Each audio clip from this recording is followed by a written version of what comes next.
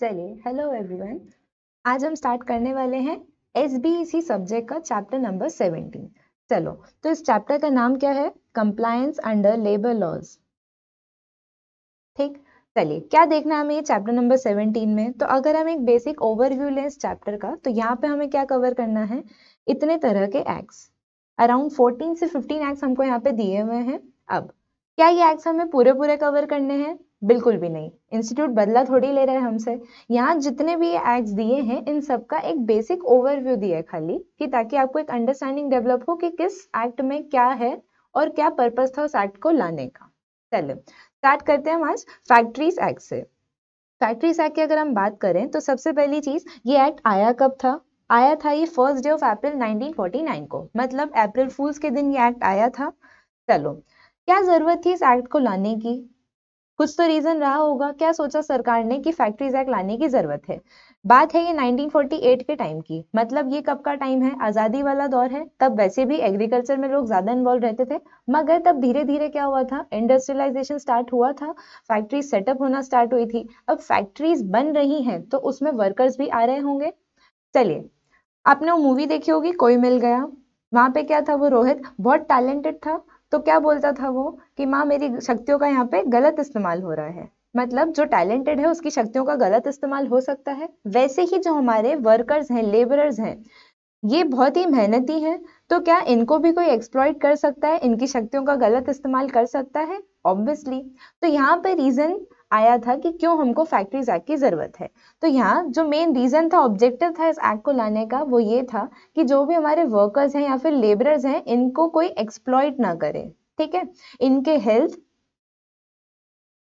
इनकी सेफ्टी और इनके वेलफेयर का ध्यान रखना था।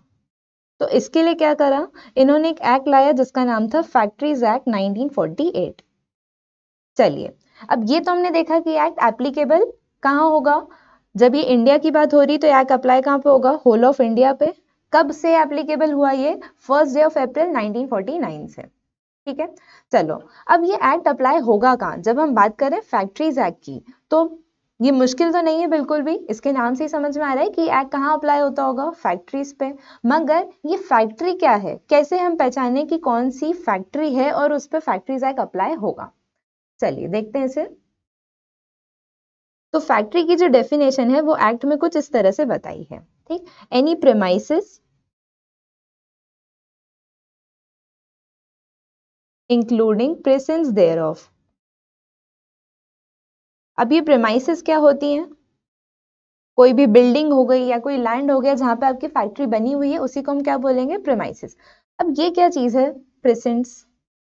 तो देखो, मान लो ये जैसे आपकी फैक्ट्री है, ठीक है। अब ये जो इसके आसपास का लैंड है, ठीक है, जो भी इसका सराउंडिंग है, इसको हम क्या बोलेंगे? प्रीसेंट्स। मतलब कोई भी प्रेमाइसेस या फिर इंक्लूडिंग प्रीसेंट्स, यहाँ पे क्या चल रहा हो? Manufacturing process. अब ये जो मैन्युफैक्चरिंग प्रोसेस है, ये दो तरह से हो सकता है। या तो ये कैसे होगा? With the aid of power. या ये कैसे हो सकता है? Without aid of power. अब ये पावर से यहाँ इनका क्या मतलब है? कौन सी पावर की बात कर रहे हैं यहाँ पे? क्या ये ताकत की बात कर रहे हैं क्या? नहीं, कुश्ती थोड़ी लड़वाना है हमको लेबरर से। यहाँ जो पावर की बात हो रही है, उससे क्या मतलब है इनका? इलेक्ट्रिसिटी, बिजली की। ठीक है, मतलब जो आपकी मैन्युफैक्चरिंग चल रही फैक्ट्री में, क्या ये पावर की हेल्प से चल रही है या फिर ये पावर की हेल्प के बिना चल रही है? ठीक है, चलिए, अगर ये पावर की हेल्प से चल रही है और वहां पे 10 और मोर पर्सन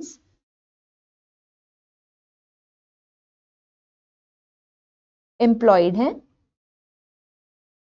कब? प्रीसीडिंग 12 मंथ्स में, एनी डे।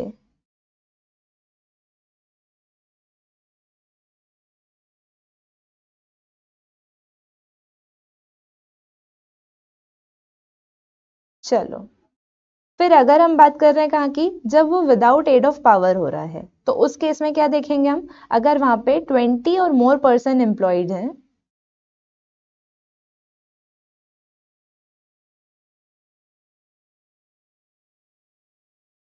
अगेन ये भी सेम चीज है, कब?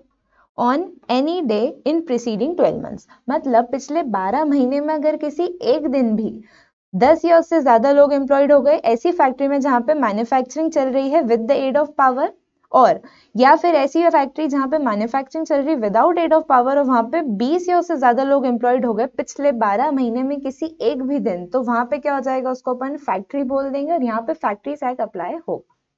आया समझ में? तो इसे हम क्या कहेंगे, ये क्या है, फैक्ट्री। अब जब हम बात कर रहे थे यहाँ पे क्या, फैक्ट्रीज एक्ट की, तो फैक्ट्रीज एक्ट लाए क्यों थे, ताकि क्या हो, लेबर्स को किसी भी तरह का हार्म ना पहुंचे, उनकी सेफ्टी का ध्यान रखना था। तो वैसे ही जब हम फैक्ट्री की डेफिनेशन पढ़ रहे, तो यहाँ पे कुछ चीजें हमको ऐसी बताई हैं कि जिसको हमें फैक्ट्री की डेफिनेशन में इंक्लूड नहीं करना है। तो उसको हम कैसे याद रख सकते हैं, अगेन इसको हम याद रखेंगे ऐसे कि फैक्ट्री की जो डेफिनेशन है उसमें हार्म नहीं आना चाहिए।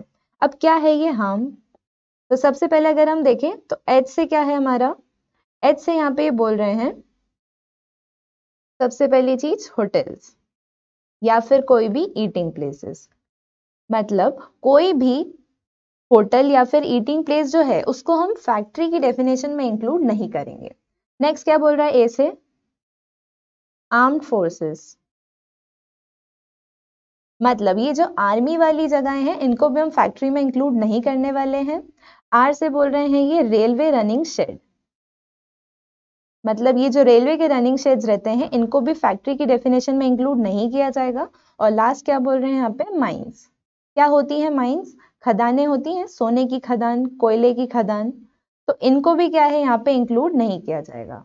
मतलब जो भी हमने फैक्ट्री की डेफिनेशन पढ़ी वहां पे ये जो चीजें हैं ये नहीं आने वाली, ये फैक्ट्री की डेफिनेशन में इंक्लूड नहीं होंगी। ओके चलो, तो क्या देखा हमने, क्या है फैक्ट्री, तो सबसे पहले हमने समझा फैक्ट्री क्या है, ऐसी प्रेमाइसेस है ना, इंक्लूडिंग प्रेजेंस देयरऑफ, जहां पे मैन्युफैक्चरिंग चल रही है with the aid of power, और जहां पे कितने लोग हैं, 10 और मोर पर्सन, ठीक है। और विदाउट एड ऑफ पावर चल रहा है तो वहां पे कितने लोग हैं, 20 और मोर पर्सन। इसको हम कैसे याद रख सकते हैं, with the aid of power है मतलब ये पावर का खर्चा कर रहे हैं तो उन्होंने क्या करा, आदमी का खर्चा कम कर लिया, और विदाउट एड ऑफ पावर कर रहे तो उन्होंने क्या करा, लोग बढ़ा लिए, ठीक है। चलो, तो ये सब कब हो रहा हो, any day in preceding 12 months, पिछले 12 महीने में किसी एक दिन भी ऐसा हो गया कि ये 10 से ऊपर या फिर 20 के ऊपर चले गए तो यहाँ पे क्या हो जाएगा, फैक्ट्री अप्लाई हो जाएगी, ठीक है। फैक्ट्रीज एक्ट यहाँ पे एप्लीकेबल होगा। चलो बढ़ते हैं अब आगे। अब ये जो फैक्ट्री की हम इतनी देर से बात कर रहे हैं, कोई होगा जो इस फैक्ट्री को चला रहा होगा, ठीक है। ये जो आपकी फैक्ट्री है, कौन चला रहा होगा उस फैक्ट्री को, इस फैक्ट्री का कोई ओनर होगा। अब एक्ट में क्या करा है, ये जो फैक्ट्री का ओनर है इसको नाम दिया है उन्होंने क्या, ऑक्यूपायर। तो ऑक्यूपायर कौन हुआ, वो पर्सन जिसके पास क्या है, फैक्ट्री के अफेयर्स का पूरा कंट्रोल है, दैट इज ओनर हो गया। तो यहाँ पे उसको क्या नाम दिया उन्होंने, ऑक्यूपायर। अब ये जो ऑक्यूपायर है इसकी कुछ रिस्पॉन्सिबिलिटी है, मतलब जब ये ऑक्यूपायर क्या कर रहा है, फैक्ट्री लेने वाला है या फिर अपनी प्रीमाइसेस जो भी फैक्ट्री सेटअप करने वाला है इसको क्या करना पड़ेगा, 15 दिन पहले, ठीक है, फैक्ट्री स्टार्ट करने के 15 दिन पहले इसको क्या करना पड़ेगा, चीफ इंस्पेक्टर को नोटिस देना पड़ेगा, ठीक है। एक चीफ इंस्पेक्टर होगा और ये हमारा ऑक्यूपायर है, तो क्या करना है यहाँ पे, इसको नोटिस देना पड़ेगा 15 दिन पहले। अब ये नोटिस में इसको देना क्या है, तो ये हम समझते हैं, नोटिस की बात यहाँ जो कर रहे हैं तो नोटिस में क्या बोल रहे हैं, चलो चैप्टर नंबर 17 पे जाना है हमें।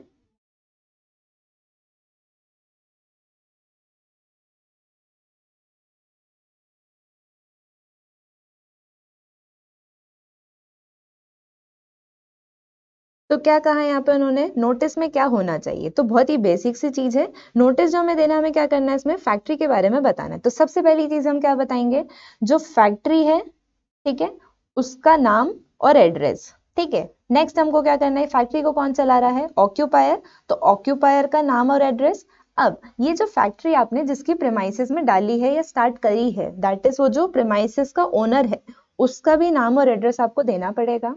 अब इसके अलावा क्या है, उस फैक्ट्री में क्या मैन्युफैक्चरिंग प्रोसेस चल रहा है, मतलब पिछले 12 महीने में क्या आपकी मैन्युफैक्चरिंग चली थी और आगे वाले 12 महीने में क्या मैन्युफैक्चरिंग चलेगी, आपको बताना पड़ेगा। इसके अलावा क्या बोल रहे हैं, total rated horse power install जो आपने वहां पे कर रखी है, दैट इज इलेक्ट्रिसिटी के लिए आपने कितना वहां पे हॉर्स पावर इंस्टॉल करा है। इसके अलावा क्या बोल रहे हैं, जो वहां का मैनेजर है उसका नाम बताना पड़ेगा, कितने वर्कर्स को आप फैक्ट्री में एम्प्लॉय करने वाले हैं ये भी आपको वहां पे नोटिस देना पड़ेगा। तो इस तरह से क्या करना है, जो ऑक्यूपायर है फैक्ट्री का, दैट इज जो ओनर है जिसके पास पूरा कंट्रोल है, उसको चीफ इंस्पेक्टर को नोटिस देना पड़ेगा। आ गया समझ में यहाँ तक? चलिए, अब ये जो ऑक्यूपायर के बारे में हमने देखा, ये तो हमारी डेफिनेशन थी जो हमने कवर कर ली, ठीक। अब क्या बोल रहे हैं यहाँ पे कि ये जो ऑक्यूपायर है इसकी ड्यूटी क्या है, मतलब जो फैक्ट्री का ओनर है ऑब्वियसली वो अपनी फैक्ट्री चलाने पे, अपने काम धंधे पे तो ध्यान देगा, मगर कुछ और चीज भी है जो बहुत इंपॉर्टेंट है। दैट इज, ये जो एक्ट आया था किसके लिए था, ये वर्कर्स के वेलफेयर के लिए था। मतलब यहाँ पे जो ऑक्यूपायर है इसकी रिस्पॉन्सिबिलिटी है कि इसको क्या ध्यान रखना है कि जो भी वर्कर्स हैं उनकी हेल्थ, सेफ्टी और वेलफेयर प्रॉपर, उसके लिए कोई मेजर्स लिए गए हैं या नहीं। आगे ये समझ में? चलो, और क्या बोल रहे हैं यहाँ पे कि ये जो यहाँ लिखा हुआ है हेल्थ, सेफ्टी और वेलफेयर के बारे में, इसके अलावा भी ऑक्यूपायर की कुछ जनरल ड्यूटीज हैं। क्या है वो जनरल ड्यूटीज? चलिए, सबसे पहले क्या बोला, जो भी प्लांट एंड सिस्टम्स है वहां पे फैक्ट्री में उसका प्रॉपर मेंटेनेंस देखना पड़ेगा उसे, ठीक। फिर आगे क्या बोल रहा है, हमको यहाँ पे क्या देखना है, अरेंजमेंट्स करने हैं किस चीज के लिए, जो भी सेफ्टी और हैंडलिंग या फिर स्टोरेज ट्रांसपोर्ट होता है आर्टिकल एंड सब्सटेंसेस का, उसके बारे में। मतलब जो भी यहाँ से क्या हो रहा है, सामान को स्टोर कर रहे हैं, उसको एक जगह से दूसरी जगह ट्रांसपोर्ट कर रहे हैं, तो ये सब कैसे होना चाहिए, सेफ्टी के साथ होना चाहिए और उसमें रिस्क प्रेजेंट नहीं होनी चाहिए, ठीक है। अगला क्या बोल रहे हैं, प्रॉपर जो भी इंफॉर्मेशन देनी है, इंस्ट्रक्शन देना है, ट्रेनिंग देना है, सुपरविजन करना पड़ेगा। जब फैक्ट्री में मशीन्स हैं, जब वर्कर्स उस मशीन को चला रहे हैं, तो सबसे पहले आपकी रिस्पॉन्सिबिलिटी क्या होगी कि वर्कर को उस मशीन को ऑपरेट करना सिखाएं, ठीक है, प्रॉपर ट्रेनिंग दी जाए उसे। और जब वो ये मशीन चला रहा है तो ये किसी के सुपरविजन में चला रहा हो, ठीक है। आगे क्या बोल रहे हैं, आपको ये ध्यान रखना है कि जो भी प्लेसेस ऑफ वर्क है फैक्ट्री में, ये सब कैसी हैं, सेफ होनी चाहिए और विदाउट रिस्क होनी चाहिए, ठीक। और क्या बोला है यहाँ पे उन्होंने, वर्किंग एनवायरनमेंट है उसका आपको मॉनिटर करते रहना है टाइम टू टाइम कि वो सेफ है या नहीं। तो इस तरह से क्या बताया इन्होंने कि ऑक्यूपायर की कुछ जनरल ड्यूटीज हैं, ठीक। चलिए, अब फाइनली हम बढ़ते हैं किसकी तरफ, जो भी हमारे मेजर्स हैं। तो क्या मेजर्स हमें देखने हैं, तो ये जो एक्ट था इसमें क्या बताया था हमें, यहाँ पे इन्होंने क्या बोला कि ये जो फैक्ट्रीज एक्ट है,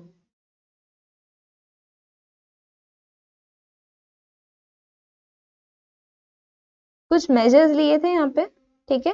जैसे सबसे पहले हेल्थ के लिए लिए हैं कुछ मेजर्स, यहाँ पे हम कुछ कुछ पॉइंट्स कवर करेंगे। फिर हमने देखा क्या, वेलफेयर के लिए, इधर भी हम कुछ पॉइंट्स कवर करने वाले हैं। और फिर लास्ट यहाँ पे क्या है, कुछ सेफ्टी के लिए मेजर्स बता के रखे हैं। चलिए, तो अब हम एक ही करके स्टार्ट करते हैं। सबसे पहले हम देखने वाले हैं हेल्थ के लिए। तो हेल्थ के लिए यहाँ क्या बोल रहा है हमें ये,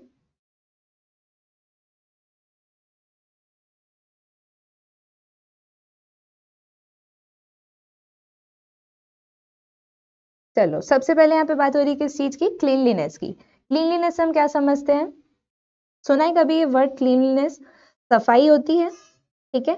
तो क्लीनलीनेस का ध्यान रखना है। देखो यार, हमारा जो घर रहता है क्या करते हैं हम, सुबह उठ के सबसे पहले घर की झाड़ू निकालते हैं। वैसे ही जिस जगह पर आप काम कर रहे हैं, जो आपकी फैक्ट्री है, वहां पे भी आपको क्लीनलीनेस का ध्यान रखना पड़ेगा। तो एक्ट में क्या बोला है कि जो आपकी फैक्ट्री है वहां पे आपको क्या करना है, डेली वहां पे आपको स्वीपिंग करनी, दैट इज आपको अपनी फैक्ट्री में क्या करना पड़ेगा, झाड़ू लगानी पड़ेगी, ठीक है। चलो अगली चीज क्या बोल रहे हैं, हर हफ्ते आपको क्या करना पड़ेगा, जो भी आपका फ्लोर है उसको डिसइंफेक्टेंट से वॉश करना पड़ेगा, ठीक है। फिर आगे क्या बोल रहे हैं, जो भी ड्रेनेज रहता है उसके लिए आपको क्या करना है, प्रॉपर मेंटेनेंस और उसका सिस्टम देखना है कि जो पानी है सही तरीके से निकल रहा है या नहीं, ठीक है। तो ये सब क्या आपको क्लीनलीनेस का ध्यान रखना पड़ेगा। और क्या बोल रहे हैं आगे, आपको क्या करना रहेगा, at least once in a period of 14 months, मतलब 14 महीने में एक बार एटलीस्ट आपको क्या करना है, व्हाइट वॉश या फिर कलर करवाना है। मतलब यहाँ पे क्या बात कर रहे हैं, 14 महीने में एक बार आपको क्या करना है, एटलीस्ट फैक्ट्री की पुताई करवानी पड़ेगी, ठीक। अगला क्या बोल रहे हैं, जो भी फ्लोर की रिपेयर या फिर वार्निश करवानी है, तो ये सब आपको कब करना है, 6 मंथ्स में at least once in every 5 years, और अगर वॉशेबल है तो एटलीस्ट आपको 6 मंथ्स में एक बार उसको वॉश करना पड़ेगा। ठीक है, तो यहाँ पे इस तरह से उन्होंने क्या करा, कुछ क्लीनलीनेस की बातें करी। तो क्या क्या समझा हमने, डेली आपको स्वीपिंग करनी है, वहां पे झाड़ू लगानी पड़ेगी, हफ्ते में एक बार आपको क्या करना है, उसको डिसइंफेक्टेंट से फ्लोर को वॉश करना है। ठीक, उसके अलावा 14 मंथ्स में एक बार एटलीस्ट आपको व्हाइट वॉश या फिर पेंट कराना पड़ेगा। ठीक, चलो अब अगला बढ़ते हैं किस पे, disposal of waste and affluence.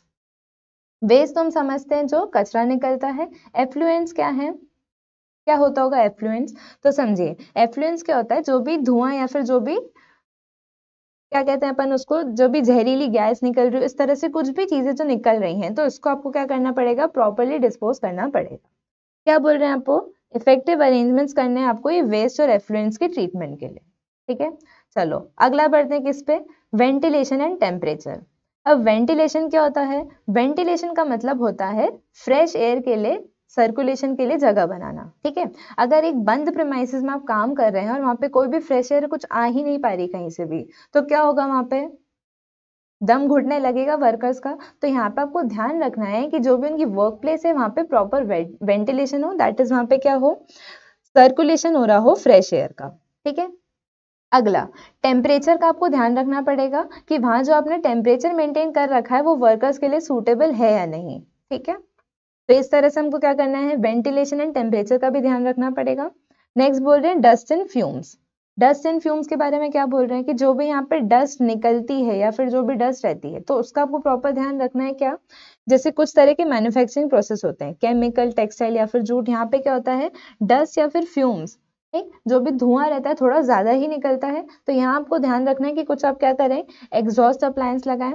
Exhaust fans होते हैं, कभी आपने देखे हो किचन में लगते हैं, चिमनीज लगती हैं। तो उसी तरह से क्या बोल रहे हैं, फैक्ट्री में भी आपको ध्यान रखना है कि यहाँ पे एक्सेसिव धुआं ना हो जो कि वर्कर्स को क्या करे, हार्म करे। ठीक, अगला बोल रहे हैं क्या, आर्टिफिशियल ह्यूमिडिफिकेशन। ठीक है, ह्यूमिडिफिकेशन कहाँ से आया है वर्ड, ह्यूमिडिटी से। कभी सुना है हमने वर्ड ह्यूमिडिटी, क्या होता होगा, ऐसा बोलते हैं हम, उमस हो रही है, ठीक है, चिपचिपा मौसम हो रहा है।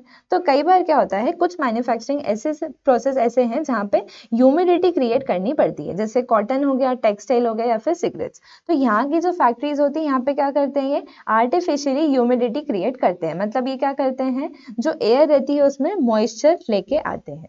अब ये जो आपने ह्यूमिडिटी क्रिएट करी है, कहीं ये वर्कर्स को हार्म तो नहीं कर रही है, इसका ध्यान आपको रखना पड़ेगा। ठीक है, कुछ उनको ऐसे एरिया भी मिले कि जहाँ पे जाके वो क्या करे, थोड़ी देर फ्रेश एयर ले पाए। तो इन चीजों का आपको ध्यान रखना पड़ेगा।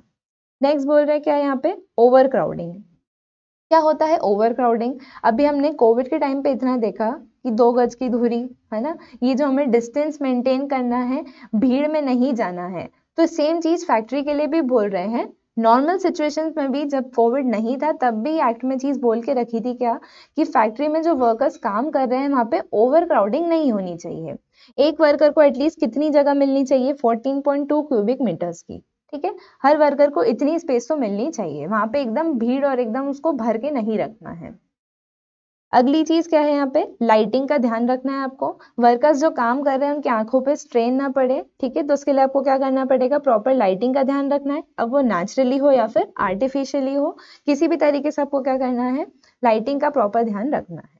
ठीक, फिर क्या आता है यहाँ पे, ड्रिंकिंग वाटर। वर्कर्स वहां दिन भर काम कर रहे हैं, तो उनके लिए जरूरी है कि उनके वहां पे प्रॉपर और जो भी प्योर ड्रिंकिंग वाटर फैसिलिटी हो।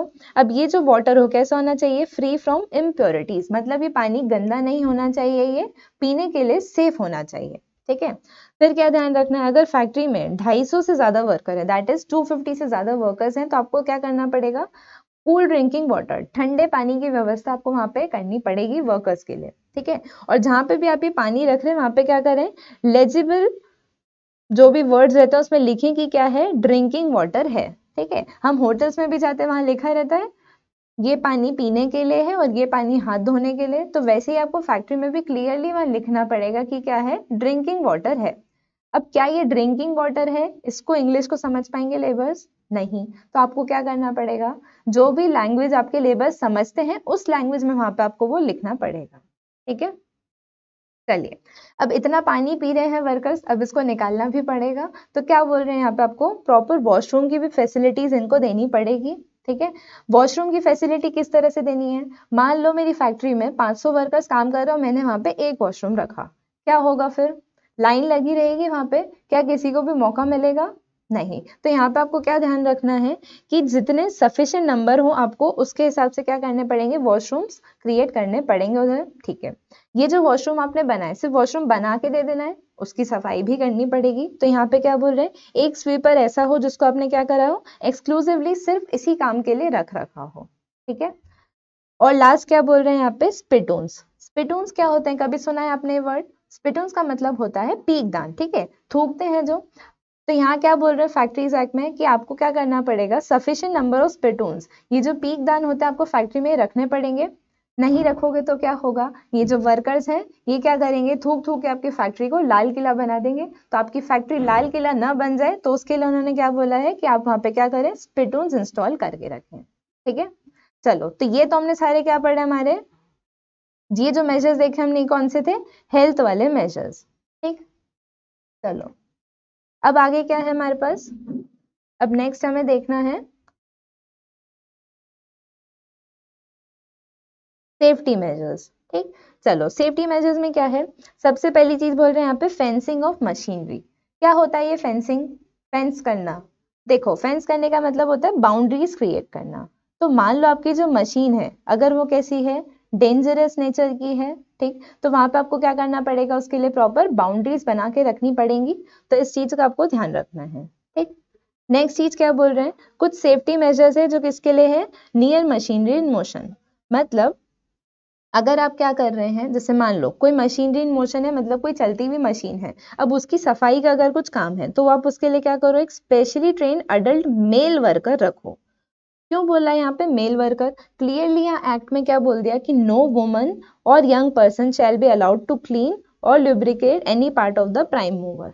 मतलब क्या बोल दिया यहाँ पे साफ साफ कि ये जो मशीन की सफाई का काम है, ठीक है, इसको क्लीन करने का काम है, ये किसको देना है, हमें कोई मेल वर्कर को देना है, कोई भी वुमन या फिर बच्चे को वहां पे नहीं रखना है। शायद ये एक्ट बनाते समय उन्हें भी लगा होगा कि वुमन कहीं वो गोपी बहू जैसी निकली, उसने लैपटॉप धो दिया था, कहीं यहाँ पे आके फैक्ट्री में मशीन ही धो डाले तो सब कुछ चला जाएगा पानी में। तो एक्ट में सीधे सीधे क्या लिख दिया कि हमें वुमन को और यंग पर्सन को ये क्लीन करने का काम नहीं देना है, इसके लिए हमें क्या करना है, specially train adult mail worker रखना है। हो गया ये क्लियर?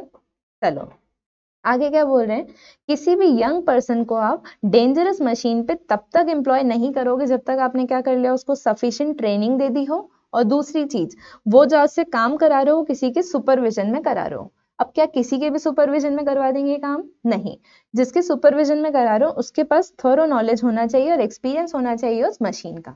ठीक है, तो मतलब किसी भी यंग पर्सन से आप डेंजरस मशीन पे तब तक काम नहीं कराओगे जब तक क्या है, उसके पास सफिशिएंट ट्रेनिंग हो उस मशीन को चलाने की और वो किसी के सुपरविजन में कर रहा हो। ठीक है, फिर क्या बोल रहे हैं यहाँ पे, स्ट्राइकिंग गियर होना चाहिए फॉर कटिंग ऑफ पावर। क्या होता होगा स्ट्राइकिंग गियर? कभी गाड़ी के गियर के बारे में सुना है या देखा है? कार में ऐसा गियर रहता है, उसको आगे पीछे करते हैं हम।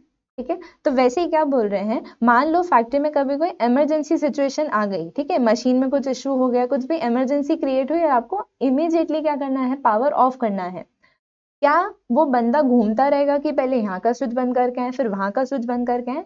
नहीं, इतना टाइम तो नहीं होगा, ऑब्वियसली वो इमरजेंसी सिचुएशन है। तो उसके लिए आपको क्या करना है, कुछ स्ट्राइकिंग गियर रखने हैं कि मतलब एक गियर आपने स्ट्राइक करा तो उससे क्या हो जाए, आपकी पावर ऑफ हो जाए या पावर ऑन हो जाए। ठीक है, तो इस चीज का आपको ध्यान रखना पड़ेगा।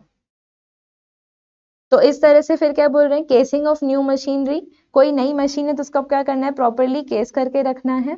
ठीक है, और क्या बोल रहे हैं, prohibition of employment of women and children near cotton opener. तो ये जो कॉटन ओपनर वाली मशीन होती है यहाँ पे भी आपको महिलाओं और बच्चों को दूर रखना है। ठीक है, नेक्स्ट क्या बोल रहे हैं यहाँ पे, होइस्ट एंड लिफ्ट्स। लिफ्ट्स क्या होती है हमें सबको पता है, होइस्ट क्या होता है, कभी ये वर्ड कहीं सुना होगा होइस्ट? बचपन में थे, स्कूल में बोलते थे फ्लैग होइस्टिंग के लिए बुलाया है। क्या होता था उसमें, एक ऐसी पुली खींचते थे तो वो जो फ्लैग रहता था सब बंधा हुआ वो क्या करता था, ऊपर चला जाता था, फिर वहां जाके वो खुलता था। तो ये जो आपने पुली को इस तरह से खींचा, ये क्या रहते हैं, होइस्ट रहते हैं। फैक्ट्री में क्यों क्या यूज आती होंगी ये, जब नीचे से सामान ऊपर भेजना हो, उसके लिए क्या करते हैं, इस तरह से पुलीज अरेंज करके रखते हैं। तो इन सब चीजों का भी आपको ध्यान रखना है कि ये सब अच्छी कंडीशन में है या नहीं, इनका प्रॉपर मेंटेनेंस करवाना पड़ेगा। ठीक है, तो ये सारी चीज यहाँ पे उन्होंने बोली है। अगला क्या बोल रहे हैं, lifting machines, chains, ropes and lifting tackles, इन सब का भी आपको प्रॉपर ध्यान रखना है कि मेंटेन हो रही है या नहीं, गुड कंस्ट्रक्शन है या नहीं, उसके लिए मटेरियल साउंड था या नहीं, तो इन सब चीजों का आपको ध्यान रखना पड़ेगा।